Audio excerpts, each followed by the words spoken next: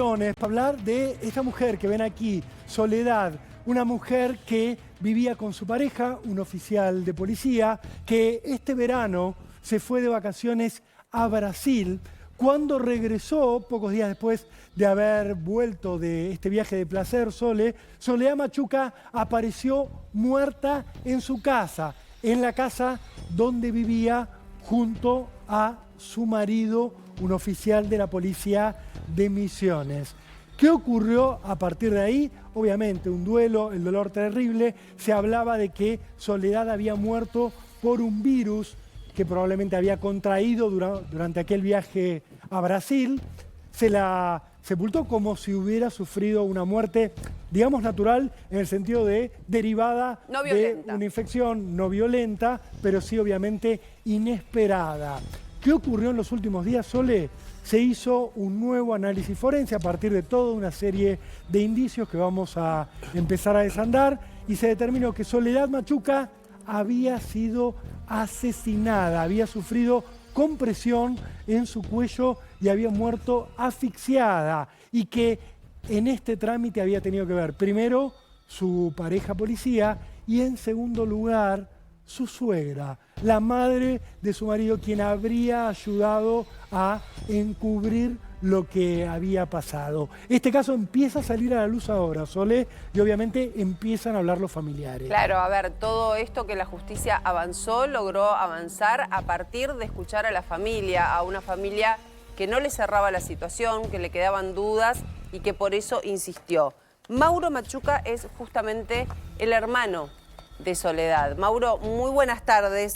Gracias por estar unos minutos con nosotros. Hola, buenas tardes.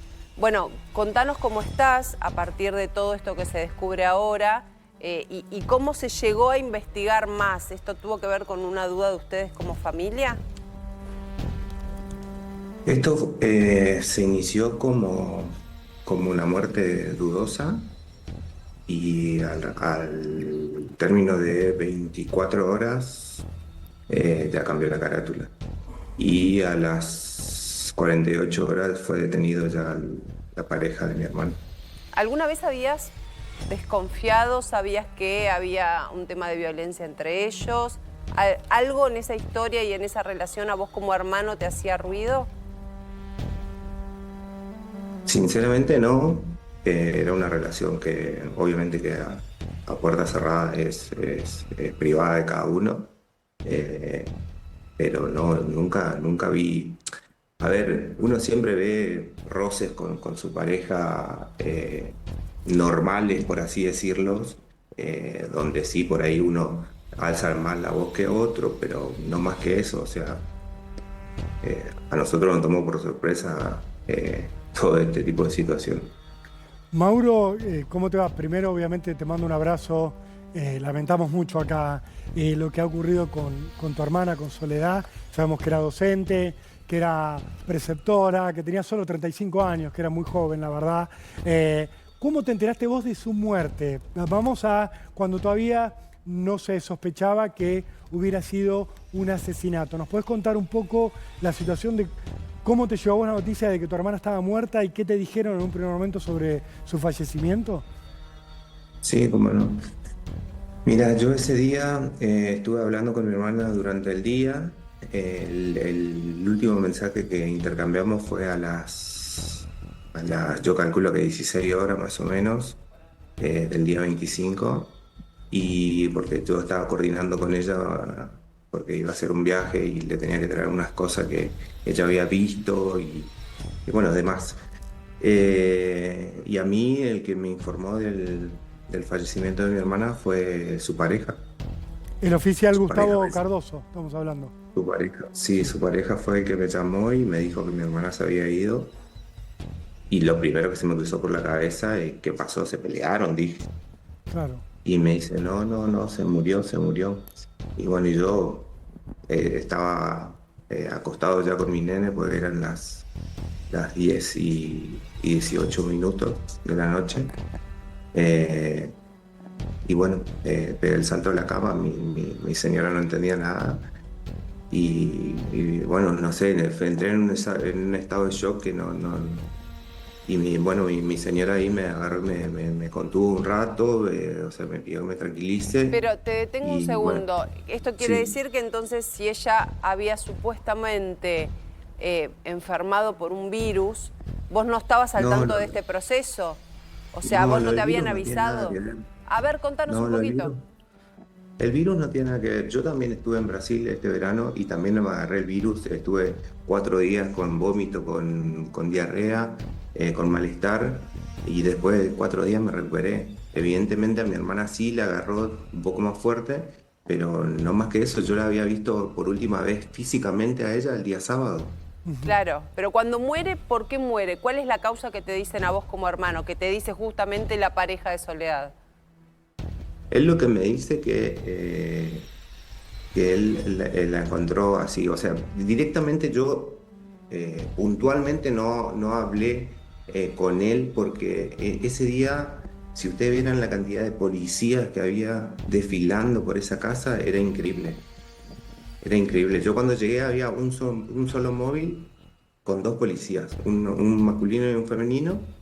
Y cuando salí, que salí a tomar un poco de aire porque la situación la verdad que no fue nada agradable, eh, había como 4 o 5 móviles de policía y había, no, a ver, no quiero mentir, pero por lo menos 15 policías uniformados. Y después sí me enteré que pasaron como 7 comisarías por el lugar de la zona. ¿Y qué decían ahí, Mauro, sobre la causa de muerte de tu hermana? Ahí en el momento, ¿qué te decían? Y todos decían O me que imagino, perdóname, Mauro, me imagino, me pongo en tu lugar, y si me dicen que mi hermana murió repentinamente y yo había estado hablando todo el tiempo, obviamente la lógica es, che, pero ¿qué le pasó a Soledad? Es joven, no tenía ningún problema de salud importante. Me imagino que te debes haber puesto a preguntar qué le había ocurrido. mira, sé que por ahí voy a ser un poco duro con todo lo que voy a decir, por la hora, digo. No hay ningún problema. Vos Listo, contanos perfecto. lo que quieras contarnos. Bueno, perfecto. Bueno, lo que se manejaba entre el murmullo que había ahí de la policía, de los uniformados, es que sí, que se había muerto por el tema del virus de Brasil. Y la verdad que a mí, sinceramente, me había agarrado lo mismo y a mí me generaba un poco de dudas. Y más me generó más dudas y me quedé, o sea, es como que me quedé en el molde y en shock porque yo no sabía, a ver, uno no se pasa por la vida caminando y encontrándose cuerpo y viendo No. la situación de cada cuerpo, por así decirlo. No tengo experiencia. Sí trabajé en los medios de comunicación, sigo trabajando en los medios de comunicación, pero siempre desde el lado periodístico, no soy especialista en nada. Pero me tocó ver a mi hermana cuando llegué al lugar con los ojos reventados de sangre, con la nariz que tenía sangre en las fosas nasales, en las dos fosas nasales, y tenía sangre en la boca. Y a mí sinceramente me llamó la atención, pero me quedé en el molde. Y después sí, cuando ya empezó a ver la cantidad de policías que daba vuelta por la zona, fue cuando yo tomé distancia de todo eso y me quedé afuera y bueno, traté de comunicarme con mi familia porque en ese momento estaba solo yo con mi señora y mi bebé, que mi señora estaba con mi hijo afuera, que no le permitía entrar. Eh, y bueno, y ahí yo tomé un poco de aire y me quedé afuera directamente ya. Bueno, de ahí empezaron a llegar muchísimos conocidos. Y bueno, y mis hermanas después. Bueno, yo me encargué de comunicarle a mi hermana, o sea, traté de comunicarme con mi padre, pero me fue imposible. Con mi madre también me fue imposible. Entonces hablé con una de mis hermanas y traté de que vea cómo manejaba la situación por una cuestión de que mis sobrinas son un poquito más grandes y por ahí por las redes sociales podía llegar más rápido todo este inconveniente que iba sucediendo. Eh, entonces es como que la alerté. Y bueno, después se llevaron el cuerpo de mi hermana. Bueno, estuvimos un rato más ahí. Yo le agarré, le dije, a mis hermanas le dije, yo me retiraba por una cuestión de que mi bebé tiene 1 año. Y al otro día, bueno, me hice cargo de lo que fue ir a hablar con la casa de sepelio Claro, y demás cosas. entendemos un poco esta secuencia, Sí. pero permitime repasar un poco porque es distinta a lo que nos habíamos quizás imaginado. Cuando nos dijeron, bueno, o leíamos la información de que para la familia ella había muerto por un virus, la imaginábamos en un hospital, la imaginábamos atendida, imaginábamos algún médico que da... No, esto fue algo hogareño. El cuerpo, o sea, el cuerpo de tu hermano estaba en su casa. Desfilaban policías por lo que había sido una escena de muerte. No se sabía hasta ese momento que era de crimen, era de muerte, pero fue un desfiladero de policías y vos pudiste verla a ella ahí y ves esto que nos describís de sangre en sus ojos, en su nariz y en su boca. Sí, sí, exactamente. Yo sí no vi el charco de sangre que todos hablan, porque yo cuando empezó a haber mucho movimiento me quedé afuera y sé que, a ver, trabajando en un medio de comunicación, sé que cuando vos llegas a una escena de un crimen, generalmente está todo vallado para que la gente de afuera no contamine el lugar. Entonces yo qué hice, cuando empecé a ver todo ese movimiento, me quedé afuera y esperé que, como se llama, me tienen información al respecto. Pero era impresionante la cantidad de policía que era muy, muy impresionante. Mauro, ¿llegaron a sepultarla a tu hermana con esta teoría de que había muerto por el virus? No, no, no. Mi hermana, recién nos entregaron el cuerpo de mi hermana, eso fue el martes a la noche, recién el viernes a la noche nos entregaron el cuerpo de mi hermana. Y desde la casa de sepelio nos dijeron que esto todo con orden del juez. Yo no es que me entregaron el cuerpo y yo decidimos cremarlo y o sea, no fue una decisión nuestra, fue sí una decisión de la familia del desenlace que ella lo había manifestado en algún momento, pero fue con autorización del juez. Si el juez me decía que el cuerpo lo tenía que devolver a la morgue judicial, lo devolvía, o sea, no había inconveniente de parte de la familia. Ahora, Mauro, a ver, recordemos algo, de acuerdo a lo que ha dicho la autopsia, murió por una compresión cervical con un elemento blando, ¿no? Uno pregunta, ¿qué será un elemento blando? Bueno, un brazo, por ejemplo. Esto es lo que creen que hizo Cardoso al tomarla por el cuello y hasta asfixiarla. La compresión cervical es obviamente por detrás, es porque, digamos, la fuerza con la que se ejerce, más la necesidad de sacar, lo que hace es quebrar el cuello. Ahora, ¿cuál es la participación de Teresa, la suegra de Soledad en este caso? Bueno, también está imputada. Sí, con respecto a esta señora, ella misma fue que en un momento, durante esa situación en la noche, ella contó que cuando movieron el cuerpo de mi hermana sí se encargó de limpiar la sangre. Yo la verdad que no vi sangre porque yo no toqué el cuerpo de mi hermana. Si yo estuve enfrente del cuerpo de mi hermana, le cerré los ojos, estuve ahí al lado de ella, pero no se me ocurrió moverla porque sé cómo, o sea, sé que no hay que tocar algo. Quiso tapar todas las pruebas que había justamente de ADN por parte de él. ¿Nadie había llamado a un médico? Nadie, ni él. El médico, sí. No digo, a ver, lo lógico, se muere una persona en la casa, lo primero que hace tanto la pareja como la suegra o como vos como hermano al llegar, cualquiera que llegue, es certificar la situación por un médico. ¿Hubo un médico que pasó por esa casa? Sí, hubo un médico. ¿Y de qué era? ¿Era de policía, Mauro? Sí, era un médico de la policía que ya casi había ordenado que fue una muerte natural. Ok. Después se hizo la autopsia. Claro, pero... Pidió la autopsia el juez. Pero Javi, Verón es el juez, ¿no? El juez Verón fue... tenemos un policía que en el primer momento intentó encubrir. Mauro, estamos comunicados también con tu abogada, con Nancy Jara, para que nos ayude un poco con estas cuestiones técnicas que veníamos mencionando. Doctora Jara, buenas tardes. ¿Cómo le va? Gracias por atendernos. Buenas tardes, ¿cómo están? Empiezo preguntándole por este elemento que traía a la mesa Javier Díaz, que es si había aparecido algún médico. Soledad lo mencionaba también. Mauro nos decía, hay un médico de policía que intentó hacer pasar todo esto como muerte natural. ¿Está imputado, está investigado este policía? Bueno, el médico policial actuó en los primeros minutos, llamado por el esposo de Soledad. Se hablaba en la primera media hora más o menos de un infarto, después se asoció con este virus. De hecho, el primer certificado de defunción decía infarto, viaje reciente a Brasil, entre paréntesis, como como un posible motivo de ese desenlace. Pero gracias a la intervención rápida del doctor Verón, que advirtió esto, nosotros al poder acceder a las fotos del cuerpo de Sole al lado de la cama, nos dimos cuenta que cualquier vecino que pasaba hubiera advertido que eso no fue una muerte natural. Ella tenía hematomas en todo el cuerpo.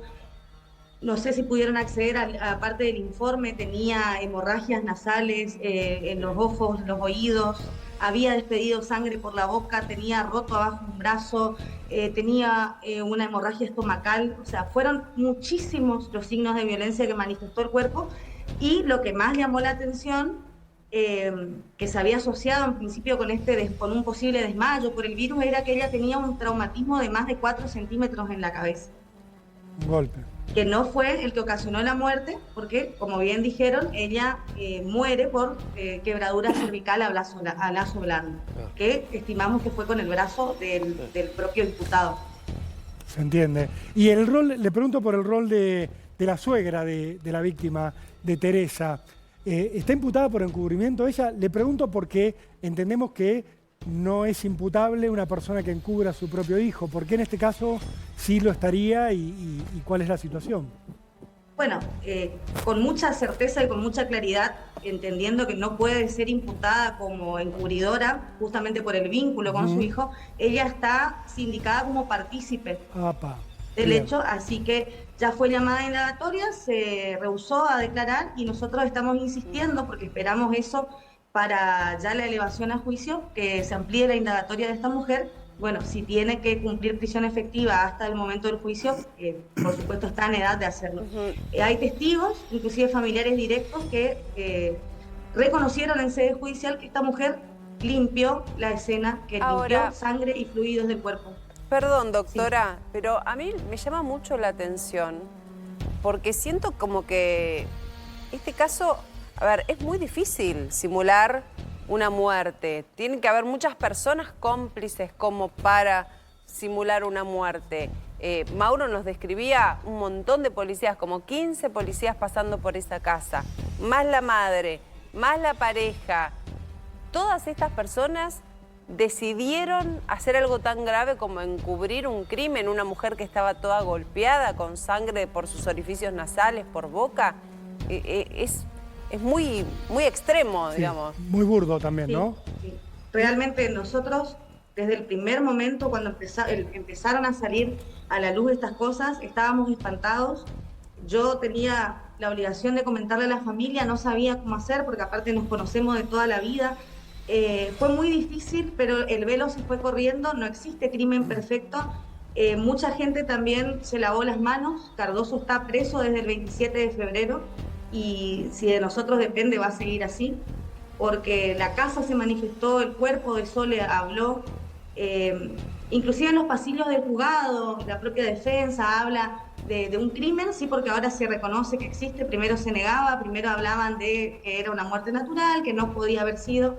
Ya con la autopsia en la mano y con el informe, que fue totalmente exhaustivo, ahora lo que se nos dice o se nos hace llegar es que si bien hubo una muerte, no vamos a tener nunca un imputado porque no cierra el horario en el que llega el esposo a la casa y el horario de muerte. ¿Cómo es eso, doctora? Estimativo. ¿Cómo es eso? Porque él llega a las 9:30 de la noche. Del 25 de febrero. Supuestamente, sí. Claro, ella muere un poquito antes. Pero en realidad la autopsia no da un horario fijo, definitivo.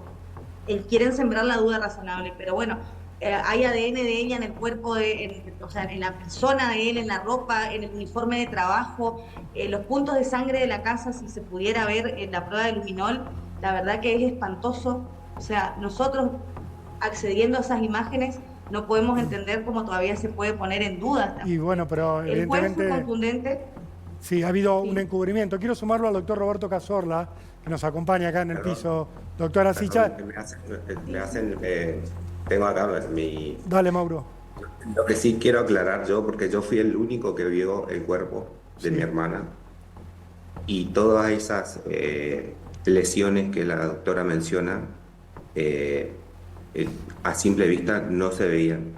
Todo esto que ella menciona nació después de la por así decirlo, horas de mi hermana dentro del ¿cómo se dice? la De morgue. la morgue, que fue cuando se empezó a hacer la primera inspección. Bueno, pero vos viste los Porque ojos, hacía, nariz y sí, boca. por supuesto, eso sí, Digo, eso sí. Por eso yo voy a los encubridores, porque cualquier policía, cualquier persona que ve un cuerpo que tiene sangre, nariz, boca y ojos, no va a pensar que es un virus o que es muerte natural. Digo, toda esa gente conviviendo para un delito. Nos queda claro esto que vos relatabas, Mauro, de lo que habías visto en el lugar. Doctor Cazorla, ¿puede tanta gente callar un crimen? ¿Es tan fácil encubrir un crimen? Evidentemente yo creo que hombre no. está preso, pero... La versión de Mauro es clarísima, muy elocuente para cualquier persona con una mínima ocurrencia. Cuando la explicación se aleja de la ciencia, ahí aparece el dolo. Vos tenés una situación queriéndola construir por parte de personal técnico, estamos hablando con la concurrencia de médicos de policía, que frente a una hipótesis traumática mínimamente tienen que sembrar esa duda en favor de alguna ocurrencia diferente a la que se está alegando, esa explicación que se está alegando. Lo que ocurre es la intención clara de, tratándose de un uniformado, los compañeros intentando en esta versión exculpatoria desarmar la realidad o por lo menos el medio por el que había encontrado la muerte. Seguramente esta investigación tenga muchísimos más imputados, definitivamente los va a haber. Además ¿Usted piensa en policías, doctor Sí, Cazorla? definitivamente. Todos los que pasaron por esa casa. Definitivamente. Hay Por una lo menos tienen que dar explicaciones. Por eso, Pero, si perdón, van a... hay que ver si primero, no sé, la doctora lo sabrá mejor, que tuvo acceso al expediente. Primero, lo que tiene que hacer todo policía ante un hecho criminal, preservar la escena, punto número 1. 2, el médico policial no se le puede pasar que haya sido un virus a una asfixia O mecánica. un paro cardíaco, como le No, y dijeron. además después- frente a la evidencia Bueno, por manifiesta. eso, ¿preservaron la escena o los policías también la dejaron al azar? Porque si el hermano entró a ver el cadáver, tal vez puede haber sido el único que entró después del primer policía y demás, pero si entraron varios, ya sabemos cómo termina esta historia, ¿no? No, la escena no fue preservada, inclusive recién se cuidó un poco con la presencia del juez, que llegó un rato después de que haya pasado el desfile de comisarías, que nos llama mucho la atención porque había una sola que era de la jurisdicción, que era la comisaría número 15, pero interviene la número 20, intervienen otras comisarías, personal policial por las veredas, los vecinos escuchando comentarios, o sea, hay un detalle que no es menor, que es que al peritar el teléfono de Cardoso, la Secretaría de Investigaciones Complejas descubre que él el día 21 de febrero había buscado en el buscador de internet qué pena conllevaba el femicidio y si la deshidratación generaba desmayos. Entonces nosotros insistimos con la premeditación. Sí, hay algunas circunstancias que me parecen muy destacadas de la colega con esta claridad meridiana que lo está tratando. Elementos previos, como por ejemplo brotes de celos o algún tipo de indicador de violencia previa, es decir, todo lo que va a tener en cuenta el juez Verón para considerar su participación directa e inequívoca, porque esta estrategia de la muerte producto de un virus no funcionó. No, claramente. seguro. Doctora, ¿hay este tipo de elementos en los antecedentes, por lo menos, que declaran los testigos sobre la relación de la víctima con el asesino? Hechos de violencia, insultos, golpes. Digo porque todos sabemos, los que estamos aquí, que un femicida no sale de un repollo, que suele tener una escalada de violencia, a veces incluso con otras víctimas y luego con la que termina asesinando. Por eso le preguntaba, doctora, ¿qué se sabe sobre la relación de esta pareja? Mauro nos decía que él no conocía, pero bueno, es el hermano. Quizás hay otros testigos. Pasaron por los estrados judiciales más de 40 testigos. Hemos tenido jornadas de 11, 12 horas. Y la mayoría coincidía en una relación perfecta. Ellos tuvieron una relación desde los 14 años. No había visto signos de violencia, cruces de palabras, más que lo que comentaba Mauro. De hecho, se hablaba de ella como la que tenía los pantalones en la relación. Pero había un punto central que el mismo círculo de amigos lo compartían los dos. Entonces entiendo como mujer que a veces es muy difícil, si no te vas a separar, abrir esa jugada, porque al compartir el círculo de amigos uno se expone a que o defiendan al otro o no le crean.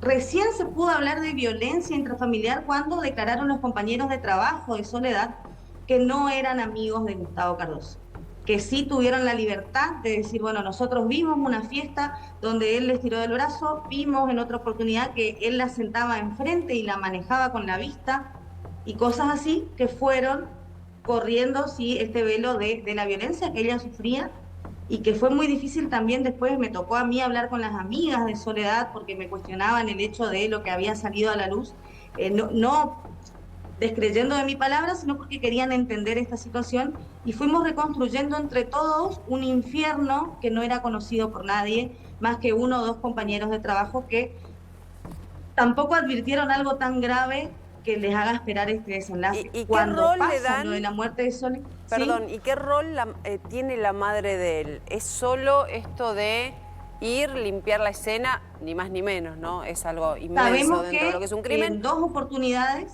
ella le había agredido físicamente a Soledad. Eso me intrigaba. están Hubo detectivos sus maltratos de hermanos. parte de la suegra para con Soledad. Y hay un detalle que después se ve reflejado en cómo muere, que las 2 veces que le descubrieron agrediéndola a Sole era agarrándola del cuello. Ah, va. Igual de la misma manera en la que termina muriendo. Mauro, te veo, Sí. te veo que asentís cuando estaba hablando Sí. la doctora Jara de este tema de la Porque violencia fue- de la suegra contra Soledad. Fue una vez que yo la encontré a esta señora ahorcándola a mi hermana, y por supuesto sí accedí a defenderla, a sacarla a la señora, y pues pasa que ella la trataba como la putita del barrio, perdón por la boca, a mi hermana, y nunca aceptaba la relación, ¿no? Hasta que después, en algún momento, por así decirlo, visualmente uno veía que tenían buena relación, pero al principio no. Pero No ellos fue así. estaban juntos desde los 14 y esta mujer la Sí, mi trataba hermana era así. menor. Mi hermana era menor. ¿Qué edad tenía cuando empezó Cuando- esta relación, Mauro, tu hermana? 14. Y 14 años. Ella más o 14 menos. y él también. Y él 3 años más. 17. Delicado. Te quiero preguntar, Mauro, la agarraba del cuello, le decía esto que vos repetías, horrible, perdóname que lo tenga que decir, pero le decía putita, la agarraba del cuello. ¿Esto pasó una vez, pasó varias veces? ¿Fue solo al principio o en el último tiempo también se habían dado situaciones No, a mí me violentas? tocó eso al principio de la relación, y después sí, con todo este desenlace que tuvimos después, mi hermana más chica también tuvo la oportunidad de vivir una situación así, en donde esta señora le estaba ahorcando con un palo. ¿Con un palo? Sí. Cobra mucho Sí. sentido ahora, a la luz de estos datos incorporados, la participación criminal en el homicidio agravado. Ahora sí cobra sentido. De la suegra, decís, Roberto. o sea, Definitivamente. ya no de es la solo señora limpiar la Teresa. sangre, Nada sino... más que limpiar la sangre, no la podría haber colocado en el artículo 45 en el rol de participación criminal, fuera de un escenario del solo hecho limpiar. Acá claramente el juez está identificando un modus operandi previo, algún tipo de planificación en esta premeditación. Evidentemente la situación se fue poniendo cada vez más crítica y pudieron haber planificado Ahora, inclusive... yo pregunto, ¿no? Le pregunto a la doctora Jara, ¿no puede haber sido la asesina la suegra y haberlo ayudado su hijo? Pensando en el caso Cecilia Strisowski, algo parecido, digamos, ¿no? En el modus operandi, ¿no? ¿Ustedes no Lo consideran...? pensamos, pero por el contenido genético que arrojó la prueba de luminol y toda la pericial biológica, entendemos que no. Bien. Y doctora... El 99% del ADN es de Gustavo Es de Cardoso. Gustavo Cardoso. Ahora, en esta misma línea, usted nos decía al principio que la defensa está intentando implantar una duda sobre el horario en el cual ocurrió este femicidio, plantear que Cardoso no estaba en la casa cuando ocurrió. Le pregunto, ¿la suegra sí estaba en la casa o en qué horario aparece en la escena del crimen la mujer? Aparece después Ahí sí me- que el hijo, Sí. porque es lo que pudimos ver por el acceso a las cámaras de seguridad. Pero yo entiendo que uno conoce su casa, conoce los puntos ciegos y más siendo policía. Hay un montón de cuestiones que no terminan de cerrar y todas las otras están más que claras. Para nosotros, con la prueba de la autopsia y la pericial biológica, es más que suficiente. Y quiero agregar un detalle no menor, que es el perfil psicológico del principal imputado, que habla de una persona narcisista, de una persona con un vínculo extremadamente ligado a su madre, una persona que niega. Hoy por hoy le hacen los peritajes en el servicio penitenciario y él habla de sí mismo como soltero, no se define como una persona viuda. Todo el tiempo está tratando de negar la situación y de buscar culpables. Inclusive la conclusión a la que nosotros llegamos de ese informe psicológico, que es amplísimo, es que él no asume que él está ahí por una cuestión de haber asesinado a su esposa, sino por el hecho de que nosotros no nos quedamos callados y movimos la prensa, nos metimos a trabajar el expediente. O sea, la familia y la querella somos los culpables de que él esté preso y no su accionar. O sea, en ningún momento Entonces, reconoce su responsabilidad, no. ni Y es una obviamente no alarma hay ningún inclusive asomo de para culpa. mí. Sí, es una alarma para mí como mujer, como profesional, la posibilidad de que este hombre sea encarcelado si tiene ese pensamiento de que por haber trabajado como corresponde en el expediente, él sí es detenido y no por haber matado a su señora, ¿no? Está clarísimo. Mauro, ¿vos tenés también el mismo temor que este hombre sea liberado? ¿Te preocupa? ¿Vos tenés familia además? ¿Tenés otra hermana? Sí, sí, tengo varias hermanas. Sí, por supuesto, el miedo está desde el primer momento que de una noche a otra cambió la carátula y que esta persona está señalada como la única persona que estuvo en la escena del crimen. Y sí, por supuesto, uno vive con otro cuidado, siempre atento a todo lo que pueda llegar a suceder. Yo incluso en mi casa llené de cámaras, Claro. por una cuestión de que me da un poco más de tranquilidad. También tengo seguridad privada, pero sí, yo le advertí a toda la familia que tengan cuidado, porque si esto pasó así, podemos esperar cualquier cosa. Está clarísimo. Mauro, te queremos agradecer mucho por tu valentía, por tu entereza para hablar. Sabemos lo doloroso que es hablar del asesinato de tu hermana Soledad.